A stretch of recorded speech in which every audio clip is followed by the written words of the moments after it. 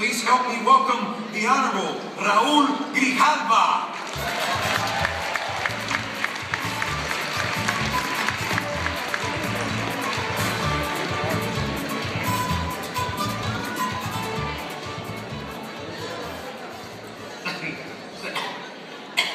Thank you very much. I want to thank Tony, the introduction, President Moran, the executive officers, and Lieutenant Governor Garcia, and all the executives and leadership of MALDEF and all of you that are here. I'm very honored to be here and to welcome you to this 84th Convention Expo. But I think, as you well know, and it's been said by the President and others, the convention occurs at a very pivotal time in this country, and in this country's history. All of Americans are watching very intently what Congress is going to do on immigration reform, and the Latino community is watching and expecting from Congress that they do something about comprehensive immigration reform. And you're meeting as the stage is being set for those decisions. And our community in America wants Congress to lead, to right the ship, to invest in the future, to live up to the values that has made this country the greatest country on earth. And the foremost investment in our future that this Congress must do is to pass comprehensive immigration reform.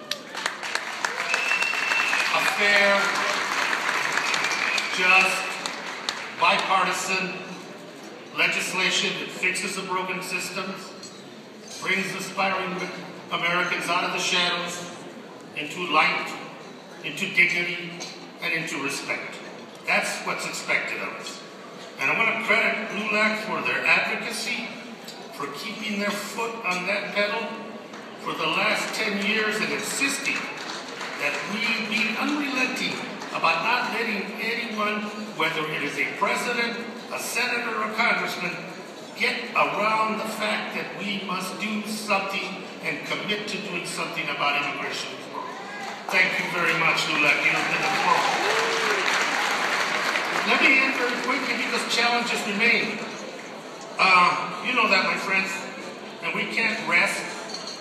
We can't take it easy.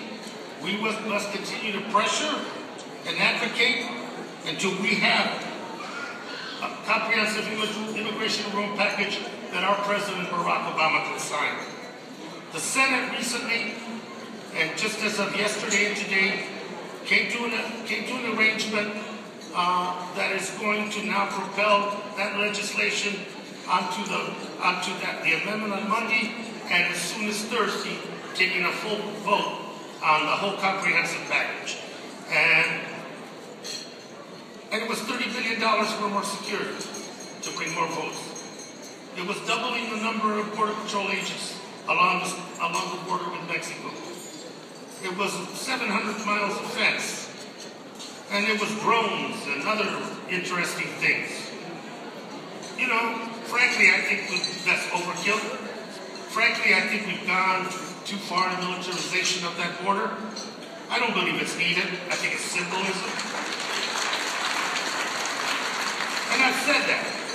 But we need to understand that while we don't need that additional symbolism, we need the Senate to pass a just, fair, path to citizenship piece of legislation. We need that more than we need anything else. And with that, I think we need to move now that legislation. We all have bitter pills to swallow in this debate. That's one of mine. And I'm prepared to swallow that pill because when we do that, we're extending a hand to men, women, and children, 11 million of them, giving them comfort, hope, and protection. So is it worth swallowing the pill? I would suggest that it is, and that we must, in the process of getting this done, take some risks, maybe take some stands that we weren't taking in the past.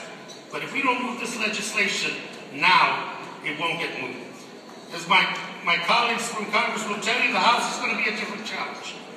We have a very difficult group of people that make the issue of immigration and immigrants an issue to promote fear-mongering, hate, and division.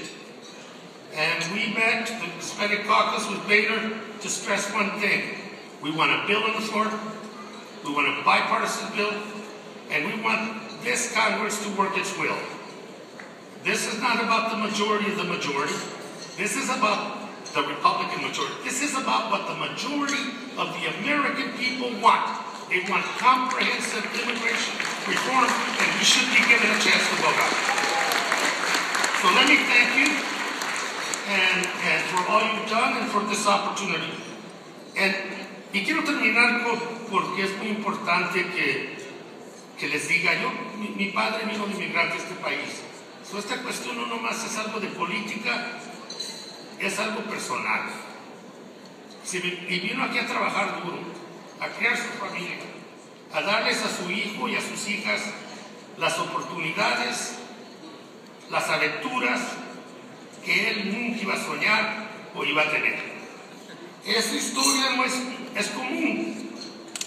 Y con respeto a mi padre y respeto a cada padre y madre que en estos días y los días pasados han sostenido este sueño americano, por ese motivo, más que ningún otro, tenemos que luchar y triunfar and have comprehensive immigration. Thank you very much.